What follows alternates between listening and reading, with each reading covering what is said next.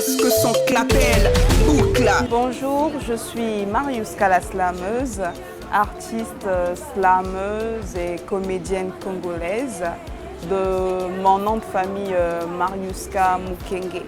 Et donc tu deviens ma mère, je ne suis qu'un enfant et non ta rivale. Maman Nangaye, je ne suis qu'un enfant et non ta rivale. J'ai commencé dans l'art en 2010 à travers une compétition au nom de Relive. Il s'agissait de lire un roman et d'en faire le résumé à exposer au public. Mais ma passion pour l'écriture date depuis que j'ai 10 ans, 9 ans, 10 ans par là, parce que j'ai toujours été une personne renfermée. Donc l'écriture a toujours été pour moi un moyen de pouvoir m'exprimer librement à l'égard des jugements des gens. Donc j'ai continué après ce concours, j'ai continué avec le théâtre, notamment en m'inscrivant dans la compagnie Nsala de Harvey Massamba, où je me suis formée au théâtre, au jeu d'acteur. Et un peu plus tard, j'ai commencé à écrire mes propres pièces de théâtre, L'Envers d'un silence. Et j'ai répondu à l'appel du slam en 2015, où j'ai été formée par le slammer congolais Prodige Éveil. Et juste après cette formation, j'ai compris qu'il était temps moi aussi que j'apporte ma pierre à l'édifice du slam. Donc je me suis lancée dans cette poésie urbaine. Le déclic qui m'a permis de me lancer déjà dans l'art, je pense que c'était la rupture de mes parents. Je n'ai pas supporté cette réalité-là de voir mes deux parents séparés. Je crois que c'est ce qui m'a finalement permis de me lancer dans l'art. Et dans le slam, c'était parce que j'en avais maintenant ras-le-bol de juste écrire mes textes, juste me m'enfendre dans mes textes, sans pourtant être capable, sans avoir cette audace-là de dire les choses en face devant les gens. Et le fait de rencontrer le slammer Prodige Éveil m'a beaucoup ouvert l'esprit dans ce sens où j'avais compris que ce n'est pas mon histoire qui me définit, mais c'est moi qui définis ma vie. Et donc cette rencontre-là m'a permis de me rendre compte qu'il était temps pour moi de pouvoir non pas être victime de ma vie, mais actrice en fait de ma destinée. Mon slam est une rencontre avec l'humain dans ce qu'il a de plus beau et de plus laid. J'écris, je slame parce que je veux non seulement me reconstruire personnellement, mais partager cette volonté de reconstruction avec les autres. Parce qu'il n'y a pas de slam sans partage, il n'y a pas de slam sans rêve.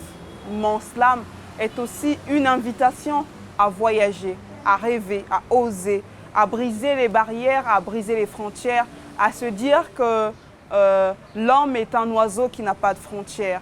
Et tant que l'humanité va exister, on est toujours en perpétuel recommencement, en perpétuelle quête de soi.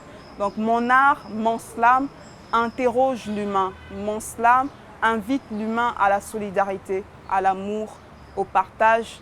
Parce qu'une chose est sûre, c'est l'amour qui va sauver ce monde. C'est la poésie, ce sont les mots qui vont sauver les gens. Donc je m'efforce dans mon art à inviter les gens au dialogue, à inviter les gens à s'unir, mais à m'inviter moi aussi, moi-même, à m'accepter tel que je suis. J'ai fait Instant Solidaire, j'ai fait Cimetière Hydraulique. Récemment, j'ai sorti aussi en 2018 un maxi-single Slamouraï composé de 4 titres. Société familiale, Slamotema, Espoir et Slamouraï en partenariat avec l'artiste Steve Mav.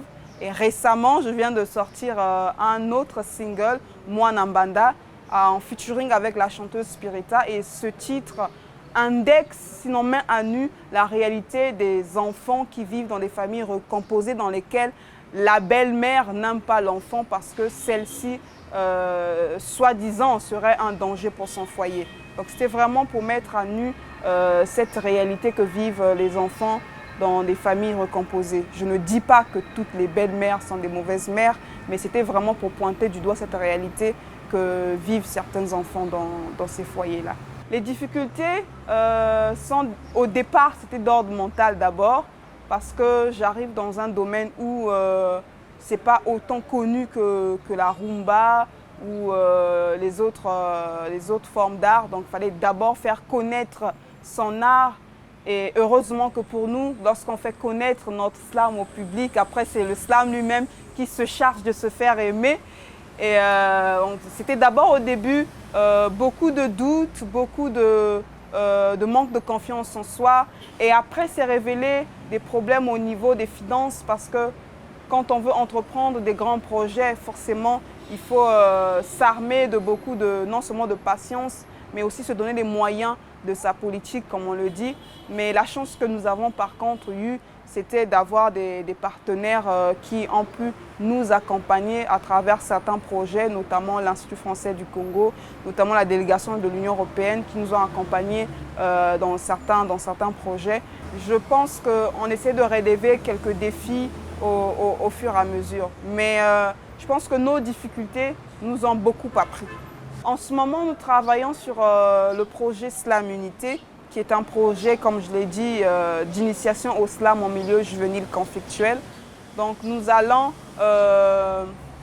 de ville en ville, pour ne pas dire de département en département, là où on arrive à avoir des partenariats pour pouvoir animer des ateliers slam, faire des concerts, des shows, emmener le slam vers la population.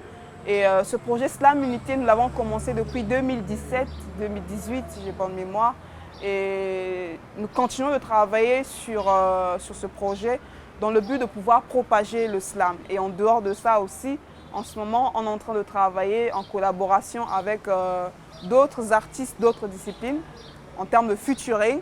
Donc on invite notre public à nous suivre sur nos réseaux sociaux pour être informés de notre actualité.